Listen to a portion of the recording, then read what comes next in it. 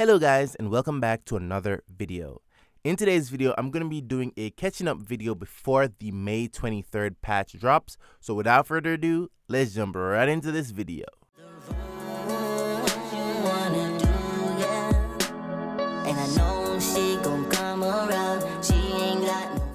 So the first thing I want to talk about is the class change voucher. Now, come May the 23rd, the class change voucher will not be available in the stores. Now, in my previous video, I did say that the class change voucher was going to be permanent, but with the update, it turns out that it's not permanent. Now, other servers got this for permanent, so it should have been the same for us, but it's not. So, if you need a class change, it is best to do it now.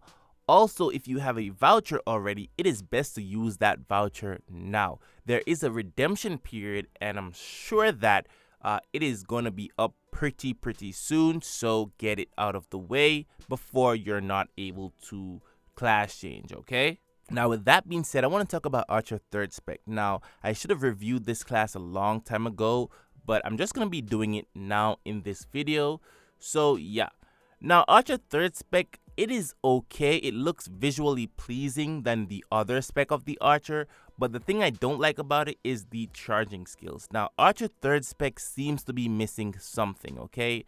My biggest issue with the class is the talent. Now, at the last row of the talent, it is asking you if you want damage or if you want resist. Now, obviously, you'll go for the damage, but in most cases, a lot of person will use the resist. Now, what I don't like with the resist is that sometimes there's little openings where you can be CC'd, and sometimes you're charging your skills and the boss just dash across a room, such as the Abyssal Throne New Dungeon. It is super hard for me to at least charge a skill without the boss doing something to ruin my rotation. So that is a big no for me with the class. Now, one thing I noticed is that my DPS at the start of the fight is super big, but over time that DPS will go down. And one thing I don't like about the burst is that the first time that the burst come around, your DPS is big, but the second time it doesn't have the same effect. I don't know how to explain it, but it does feel like that compared to the class of the gunner. Now, the reason why I'm comparing the Archer to the Gunslinger 3rd Spec is because both of their skill sets are basically the same. They do have Alpha Call, they do have a burst skill, and it's pretty much the same, but Gunslingers is a much safer class when we're talking about DPS because Gunslingers do have their Q, which gives them full CC immunity, which means there's no way you can mess up your burst. But with the Archer, it's a bit Now, I do wish that the simple mode was optimized a bit better to help persons just starting out the class, because the simple mode right now doesn't seem to do much. Now, you can download multi-tool and do a little tweak here and there and make it super easy, literally one button, okay? But that is your choice. But I'm just letting you guys know, okay? So with that being said, let's go into our other topic, which is the Blade and Soul Thailand and Vietnam servers or regions will be shutting down services. So for Thailand servers, they will shut down in June, and the Vietnam servers will shut down in August. So what does this mean for our server? So as you know, I play on the NA server, and this doesn't affect me at all, but it is still an eye-opener for all of us. Now, over the past couple of weeks, I do realize that the NA server has gotten a bit low in activity because I tried to make parties like every day, and it's super hard. It used to take me like 5 minutes to make a party. Now it's taking like 10 to 15 minutes. There's not much person making multis in the game, but it could be that the patch is currently a weak patch. So hopefully with this new patch, things start to pick up. But if the servers do shut down, I don't think it will be this year, because based on the producer's letter, they already have plans later on in the year. So that is something to know. Now, if the servers do shut down, I will blame the person that is managing the game, because they're not really being consistent with the good patches, or the changes basically, like the goal. They did reduce the goal by a lot.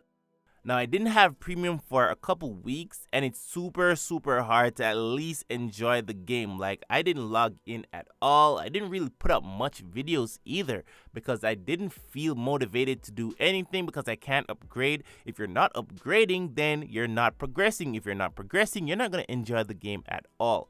So this change with the goal reduction, it is a no. I do blame them also because if Arena was rewarding, then that was something you could do, but the rewards are pretty much outdated, like 4 to 5 years back. So yeah. Also, I do see in this patch that we are getting Arena rewards updated. Now, if I do know them, this is gonna be barely of an update. Like, I doubt they're even gonna make it like 100 gold, but yeah, you understand what I mean. It is not gonna be rewarding enough for people to do it. Even Battleground could be a nice place to farm those Oculus fragments or some fragments. It is not rewarding at all, so yeah. So with that being said, let's jump into the next patch. So what is coming next patch? I'm just gonna be listing them so you can take your notes, okay? So we're getting the new dungeon, the Sky Song Isle. We're getting new accessories such as the glove, ring, earring. These drop at stage 5. We're getting the weapon and the soul badge, which drops on stage 8. We're also getting updated wheel rewards. Also, the vendor that sells the Oculus accessories in Motion Tower, he's getting updated to sell the new accessories. So yeah, not sure if you can still purchase the Oculus accessories from him, okay? So yeah, we're getting a new pet aura. Also, I do have a video discussing these and all of the costs and such, so I will leave that in the comment section of this video. We're getting dungeon changes such as F8 dungeon changes or dungeon updated, okay? So the Grim Nexus dungeon that gives us the Oculus ring and earring, that might be a normal dungeon, and then the new dungeon will replace that. So there will be selection chests for the ring and the earring chests from Grim Nexus. Now, this is a new set of dungeons, so normally you get 3 dungeons, and basically when a new one comes in, the stage 1 of that dungeon drops the older accessory selection chest, but I'm not sure how it's gonna be for this new dungeon. So we're gonna have to wait and see, okay?